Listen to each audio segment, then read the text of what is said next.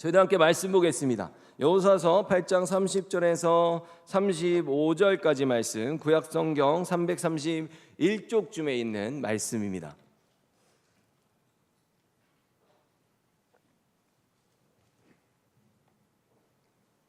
여호수아서 8장 30절에서 35절까지 말씀 저희들 함께 교독하겠습니다. 제가 먼저 읽고 마지막 말씀 같이 보겠습니다.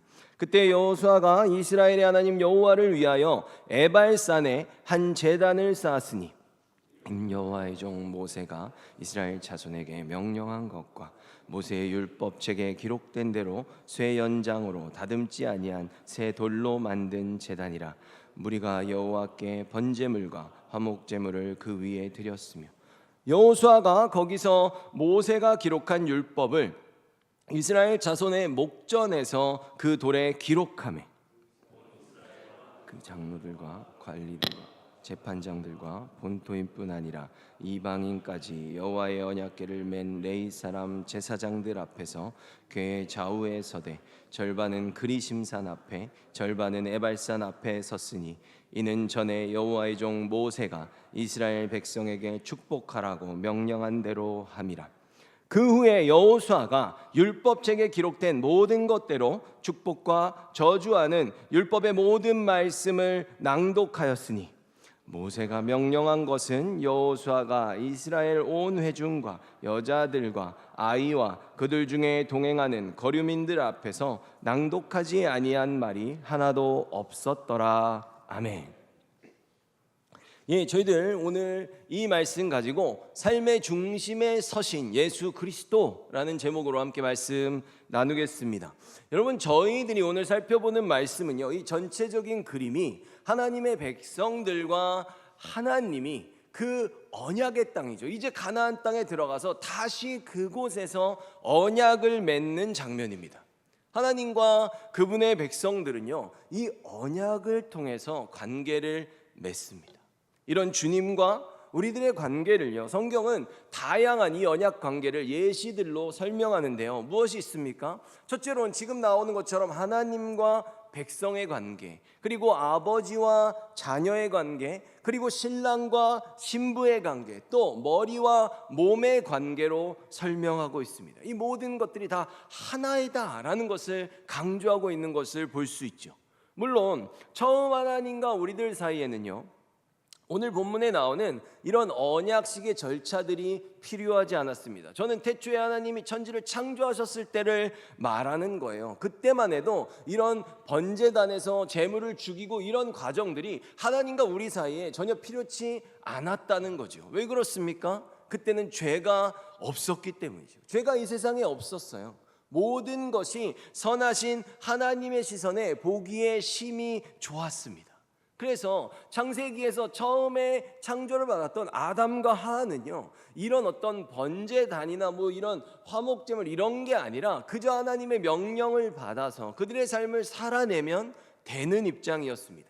그런데 인간의 정욕으로 인해서 어떻게 됐습니까? 육신의 정욕, 안목의 정욕, 지혜롭게 할 만큼 탐스러워 보이는 그 이생의 자랑을 쫓음으로써 그들이 결국 선악과를 먹고 말았습니다. 그래서 인간과 하나님 사이에 죄가 들어오게 된 거예요. 그 죄가 있으면요, 거룩하신 하나님께서 우리에게 다가오실 수 없습니다. 물론 오고 싶으시면 오실 수 있죠. 하나님은 다 하실 수 있으니까. 근데 문제가 뭡니까? 죄를 가진 우리들에게 하나님이 다가오면 하나님은 공의로우시다는 속성을 갖고 계시기 때문에 우리를 심판하실 수밖에 없는 거예요. 근데 하나님이 사랑하는 그 자녀를 심판하고 싶지 않으시니까 어떻게 하는 거예요? 에덴 동산에서 아담과 하와를 쫓아내는 겁니다. 그들을 심판하지 않고 용서하고 싶으셔서 그들의 죄의 부끄러움을 짐승을 잡아 피를 낸 뒤 그 짐승의 옷으로 덮어주시며 그들을 그곳에서 내보내신 거죠. 왜 그렇습니까? 하나님이 원하시는 때 그들을 하나님의 백성으로 다시 회복시키시기를 원하셨기 때문이에요. 여러분, 하나님께서는 분명히 사랑의 하나님이시죠. 그러나 동시에 공평과 정의의 하나님이십니다.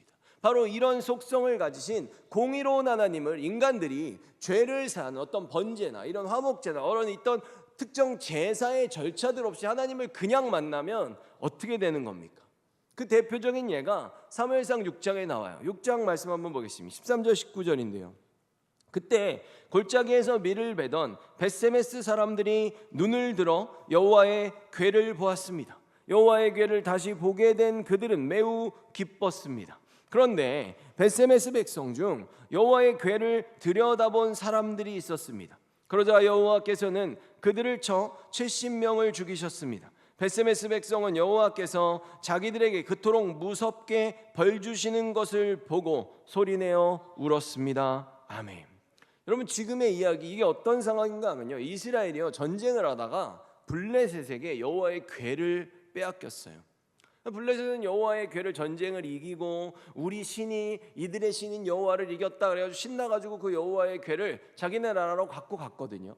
근데 이 여호와의 궤가 있는 곳에서 어떻게 됩니까? 아주 다양한 사건들이 일어나요. 그들에게 아주 안 좋은 일들이 계속해서 일어나는 거죠. 그러니까 이들이 고민하다가 어떻게 하는 거예요? 이 심상치 않은 이 물건 그냥 다시 돌려보내자, 이래가지고 그런 결정을 내리는 거죠. 여러분, 이 어떤 상황인 것 같아요?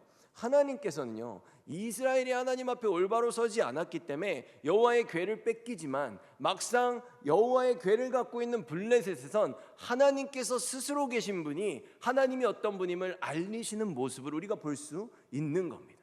그래서 그 궤를 돌려보내는데 이스라엘 백성들이 여호와의 궤가 있음으로써 여호와의 백성이지 않습니까? 근데 그런 정체성을 잃어버린 거예요. 그러면서 그렇게 덧없이 전쟁에서도 패배해서 정말로 너무 힘든 상황 가운데 밭에서 일을 하고 있었는데 이 벳세메스 언덕으로 어떤 거예요? 궤가 넘어오는 거예요. 그 여호와의 궤가 넘어오는 걸 보니까 이 사람들이 그냥 밭에서 일하다가 너무 신이 난 거예요. 그래가지고 그 궤한테 한 걸음에 달려가서 그 궤를 들여다봤다가 어떻게 된 겁니까? 그 자리에서 다 죽은 겁니다. 왜 그렇다는 거예요? 하나님은 거룩하시기 때문에 죄를 가진 자들이 아무런 죄사함의 과정 없이 절차 없이 그 하나님을 그냥 보면 공의의 심판을 받을 수밖에 없기 때문입니다. 그리고 이 언약궤 어때요, 여러분? 그냥 거룩한 거 아니고 지극히 거룩한 지성소에 있는 물건이지 않습니까? 그런 성물이에요. 그런 곳에 죄 많은 인간이 죄사함의 어떤 제사도 없이 하나님을 만날 수 없다는 겁니다. 그래서 그 자리에서 심판을 받고 죽었어요. 그러니까 여러분, 필수적으로 죄인된 인간들에게 있어서 우리가 거룩하시고 공의로우신 하나님과 다시금 하나가 되기 위해선 무엇이 필요하다는 거예요?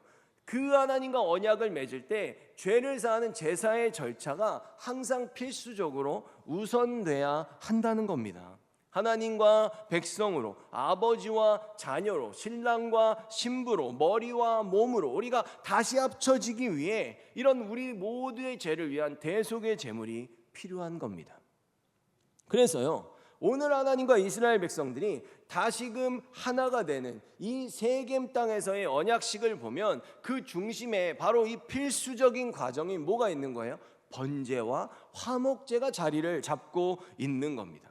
여러분, 이 번제는요, 레위기에 보면 여러 가지 속죄제, 속건제 다 나오지만요, 이 번제가 바로 모든 죄를 사하는 그 죄사함의 제사들의 대표입니다. 그래서 이 번제를 통해 이스라엘 백성들 모두가 죄사함을 받는 거죠. 이것이 첫 번째 과정이에요. 그런 다음에 이 죄사함을 받으면 두 번째 단계가 있어요. 그게 뭐냐 하면 화목의 교제, 화목제로 나아가야 됩니다.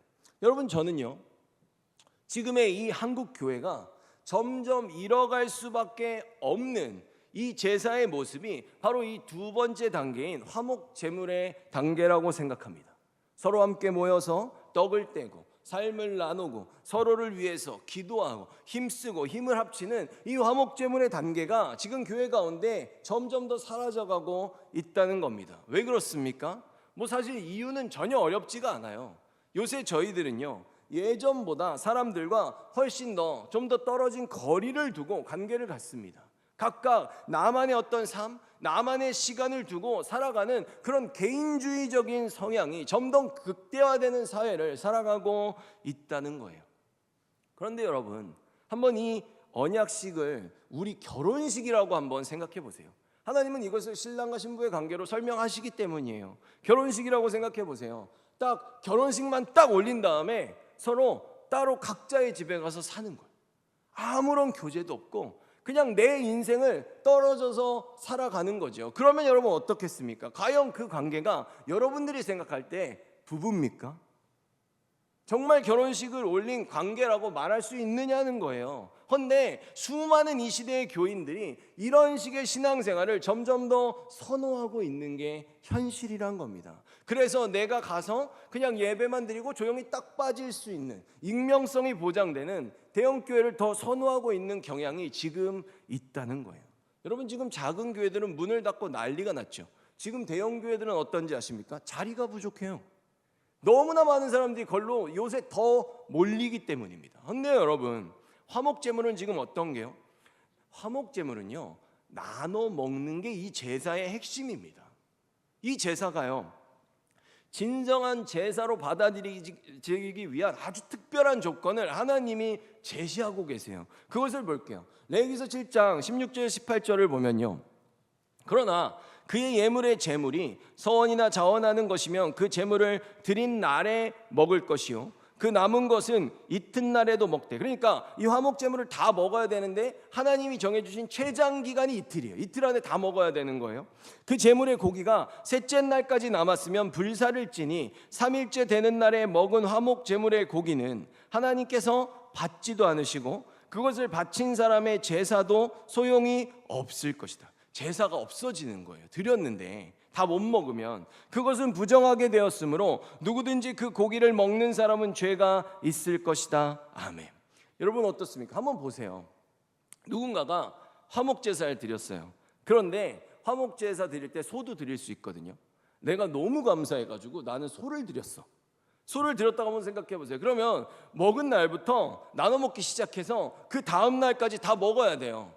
일반적으로 지금 그렇잖아요. 근데 셋째 날까지 남아있으면 어떻게 되는 거예요? 18절 한번 더 보면 3일째 되는 날에 먹는 화목제물의 고기는 하나님께서 받지 않으신다는 거예요. 그것을 바친 사람의 제사도 무효가 돼, 소용이 없다는 거예요. 그것은 부정하게 되었으므로 누구든지 그 고기를 먹는 사람은 죄가 있을 것이다. 여러분, 죄가 다시 생기는 제사를 드린다는 건 말이 안 되잖아요. 여러분 혹시 소고기 좋아하십니까?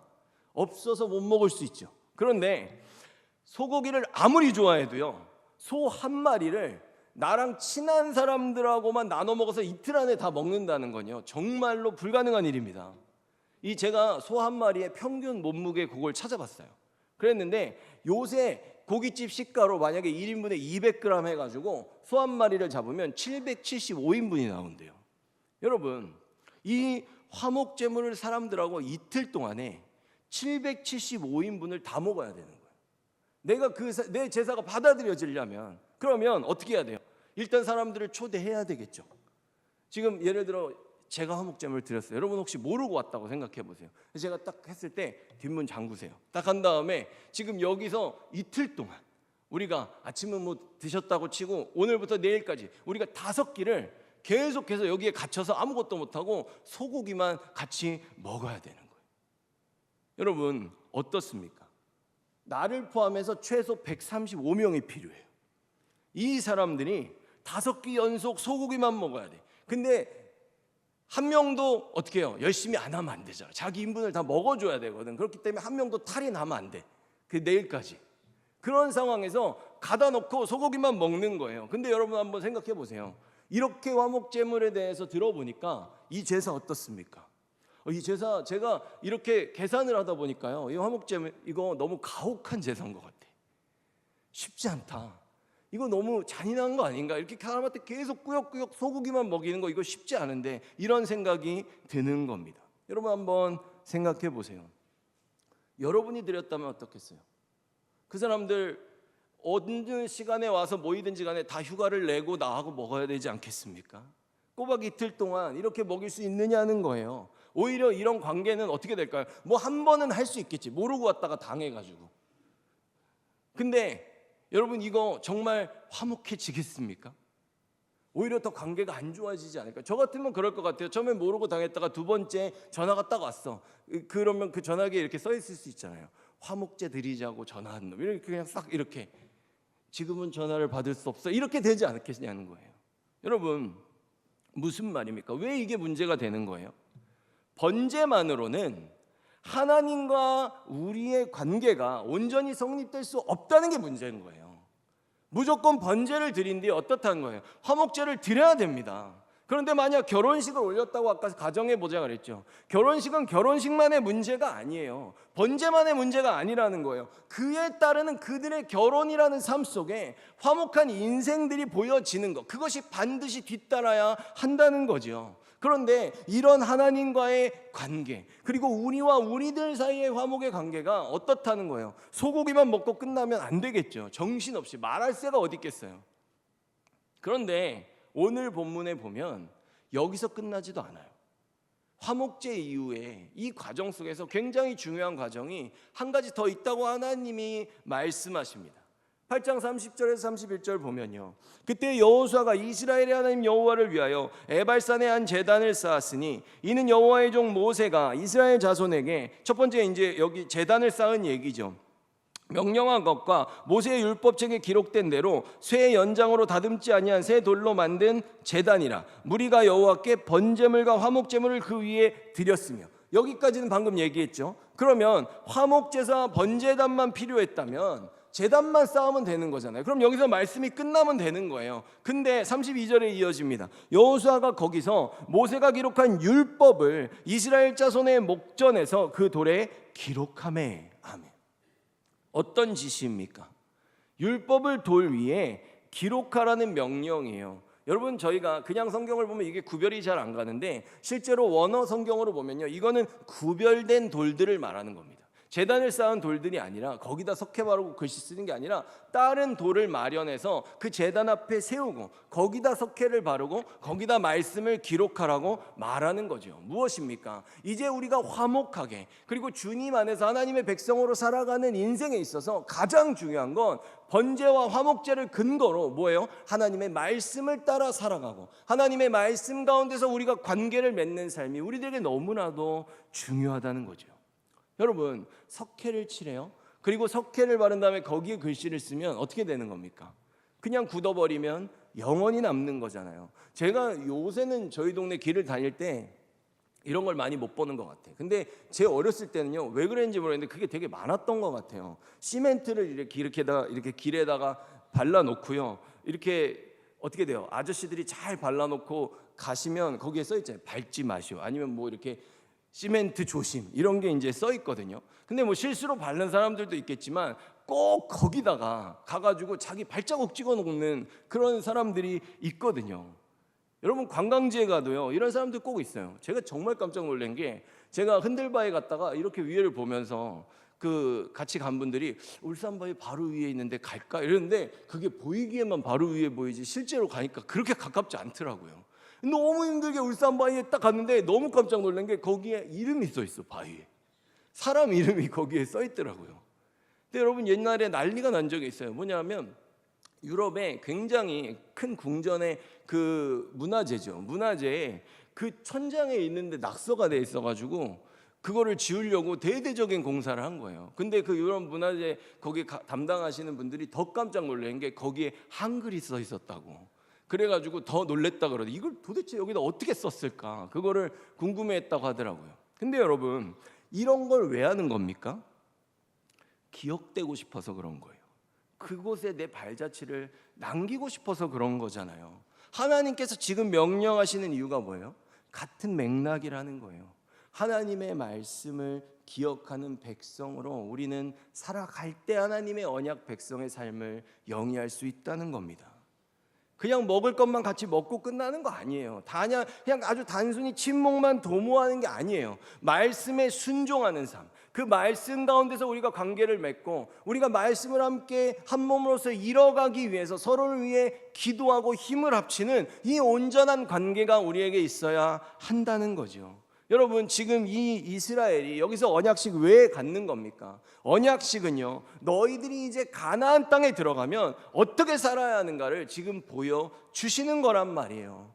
여러분, 이 언약식을요, 그냥 여호수아가 여기서 갑자기 하나님한테 받아서 한 게 아니에요. 모세를 통해서 하나님께서요, 너희가 그 땅에 들어가면 이 언약식을 정말로 꼭 해야 돼 라고 2번이나 강조해서 말씀하셨습니다. 그게 신명기 11장하고요 신명기 27장에 두 번 나오거든요. 제가 그 말씀을 볼게요.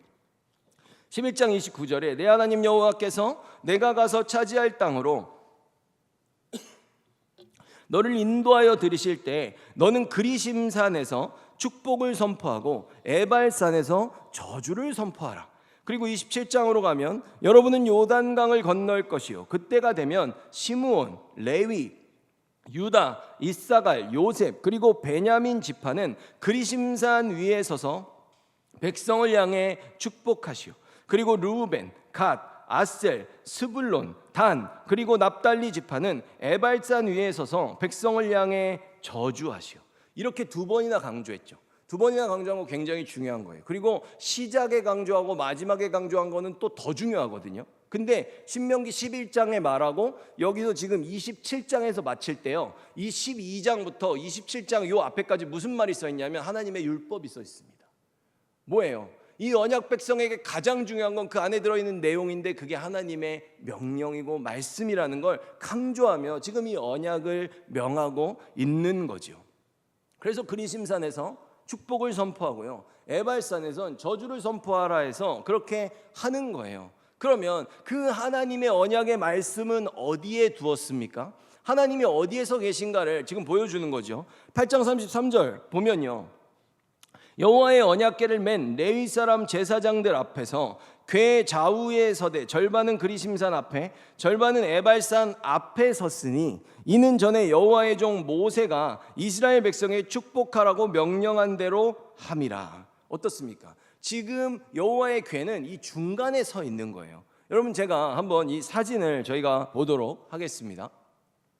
지금 여기서 여러분들이 보실 때 오른쪽이네요. 오른쪽이 지금 그리심산인 거죠.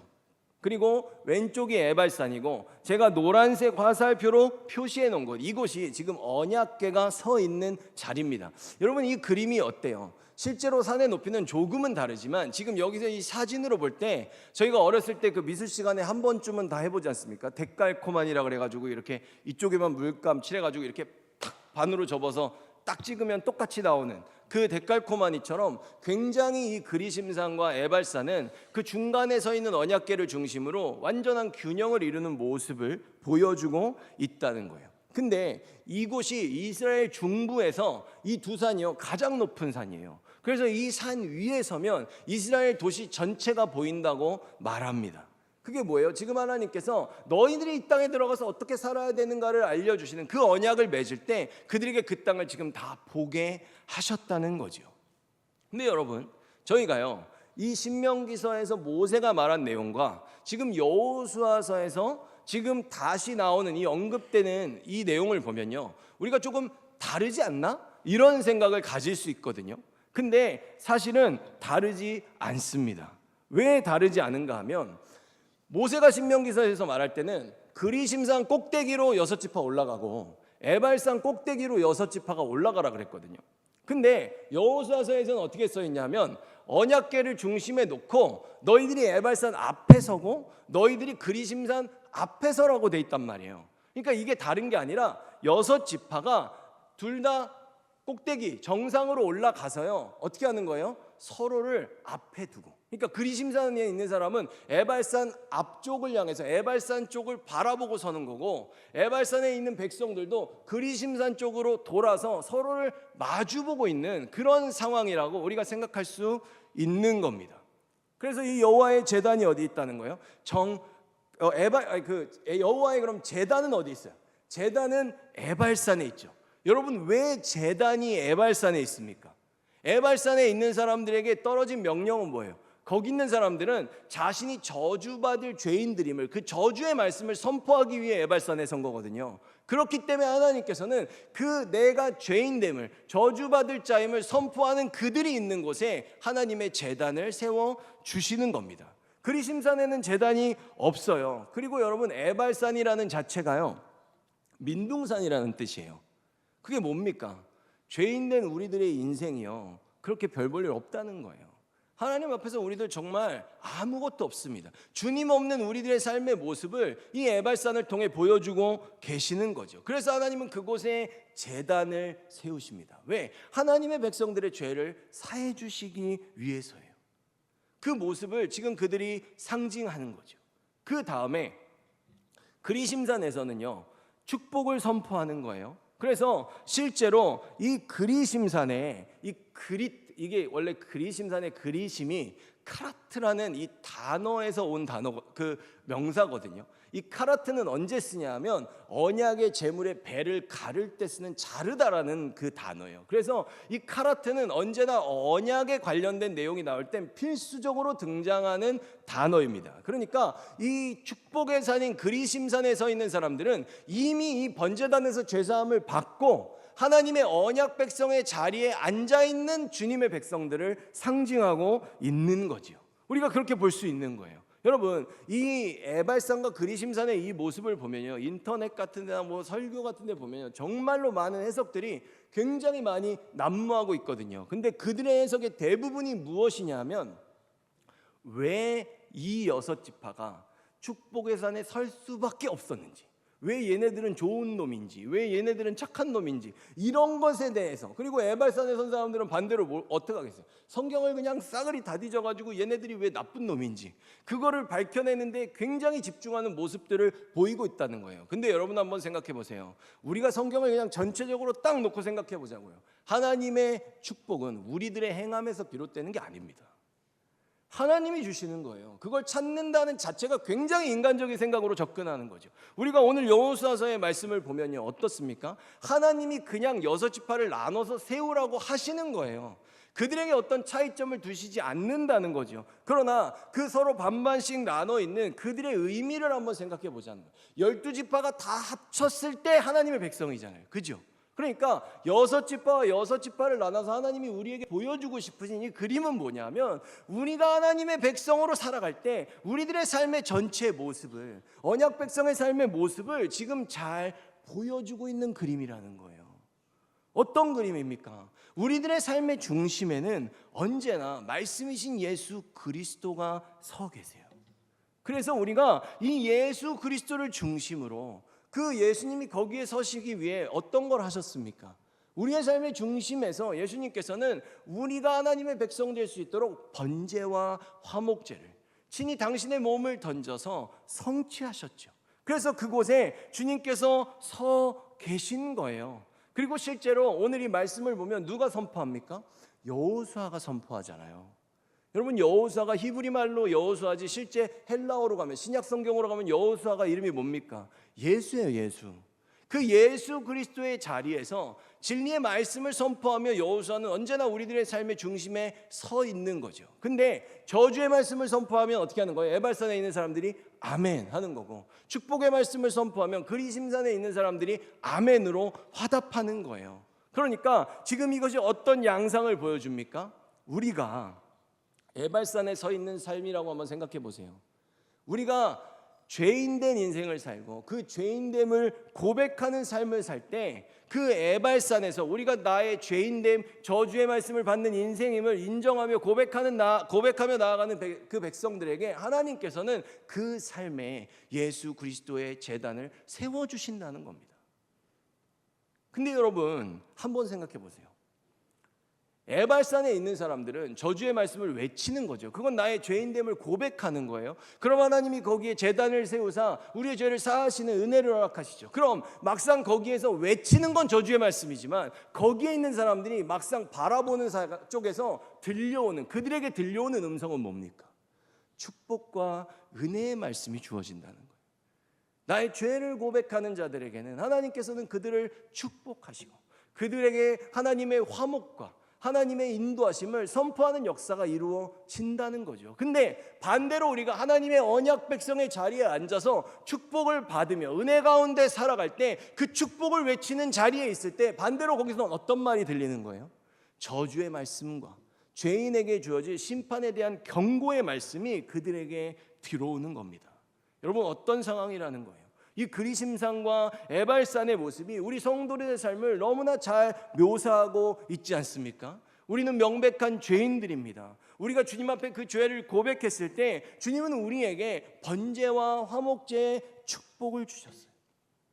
그리고 이제 그 축복의 말씀을 받고 우리가 이제 언약 백성으로 그리심산의 인생을 살아갈 때 우리는 무엇을 잊으면 안 되는 거예요? 하나님의 축복 가운데 살아갈 때 우리는 절대로 우리가 죄인의 본질을 갖고 있었다는 것을 잊으면 안 되는 겁니다. 그래서 우리는 늘 깨어 있어야 돼요. 씻을 수 없는 그 죄인의 옛 본질을 늘 기억함으로써 우리는 매일의 삶 속에서 삶의 중심에 서 계신 예수 그리스도에게 말씀에 참여함으로 또 나가고 또 나아가는 삶을 우리가 살아가야 한다는 겁니다. 여러분, 정리하겠습니다. 저희들 모두는 죄인입니다. 죄인이었어요. 그런 우리가 주님 앞에 고백했을 때 주님은 우리에게 번제로 화목제로 죄를 사하시고 우리와 다시 교제하며 우리가 서로 예수 그리스도 가운데서 살아갈 수 있는 축복의 은혜를 허락하셨습니다. 그리고 우리가 축복의 삶을 살아갈 때 뭘 잊으면 안 돼요? 우리는 언제나 저주받아 마땅한 죄인이었음을, 그 고백하는 그 삶의 인생을 우리는 잊으면 안 된다는 겁니다. 여러분, 저희들 정말로 늘 깨어 죄를 멀리해야 됩니다. 지금은 더 그런 입장에 서 있지 않습니까? 다시금 저주받은 죄인처럼 넘어지지 않기 위해서 주님의 말씀을 묵상하고 순종하며 우리들 살아가길 소망합니다. 그리고 그 축복의 산에 서 있는 사람들은 뭘 외칩니까? 축복을 외치죠. 왜 그렇습니까? 우리가 주님을 만났을 때 그 놀라운 은혜를 받을 수 있음을 이 땅 가운데 최선을 다해 증거하며 살아가야 되기 때문입니다. 더 많은 죄인들이 그 에발산에서 예수 그리스도의 제단에서 그들이 고백하고 그들도 축복을 받을 수 있도록 우리는 그 그리심산에서 인생들로서 계속해서 복음을 외치며 살아가야 한다는 겁니다. 여러분, 우리 모두의 삶의 중심에는 우리의 죄를 사하시고 지금도 우리와 함께 하시며 우리를 축복하시는 예수 그리스도께서 서 계십니다. 그러니까 저희들 아무것도 두려워하지 않기를 원하고 이 세상에서 우리가 살아갈 때 최선을 다해 이 축복과 은혜의 말씀을 전하면서 살아가는, 그리고 우리의 그 죄인된 본질을 잊지 않으면서 살아가는 그 참된 예배자의 인생을 저희들 살아가기를 예수 그리스도의 이름으로 축원합니다. 기도하겠습니다. 사랑하고 충만하신 하나님 아버지, 저희들 오늘 우리들을 어떤 인생으로 그리고 우리가 어떤 삶을 계속해서 살아가야 하는가 에발산과 그리심산의 말씀을 통해 함께 나누었습니다. 주님, 저희들은 지금 얼마만큼이나 우리들의 죄된 본질을 기억하며 죄를 멀리하고 거룩함을 지키기 위해 살아가고 있습니까? 또한 우리가 그리심산에 서 있는 자들로서 얼마만큼 주님의 그 놀라운 죄사함의 축복을 이 세상을 향해 외치며 살아가고 있습니까? 우리가 한 건 아무것도 없습니다. 전부 다 우리의 삶의 중심에 서 계신, 그래서 번제로 그리고 화목제로 우리가 다시금 하나님의 백성 될 수 있도록 당신의 모든 것을 희생하신 그 피를 흘리신 예수 그리스도의 은혜 때문입니다. 우리가 정말로 감사한다면 죽을 때까지 주님을 증거하는 것을 멈추지 않게 하시고 그 감사를 주님을 향해서도 멈추지 않게 하셔서 절대로 교만해지지 않을 수 있도록 붙들어 주시옵소서. 주님, 저희들 그렇게 삶의 예배자로 살아가길 원합니다. 주님의 은혜로 나아가고 더욱더 온전한 하나님을 정말 마지막 새하늘과 새 땅에서 만나기를 간절히 소망하오니 우리들 그 날에, 아니 내일부터 할래가 아니라 바로 이 자리에서 주님을 예배하게 하여 주시옵소서. 예수 그리스도의 이름으로 기도드립니다. 아멘.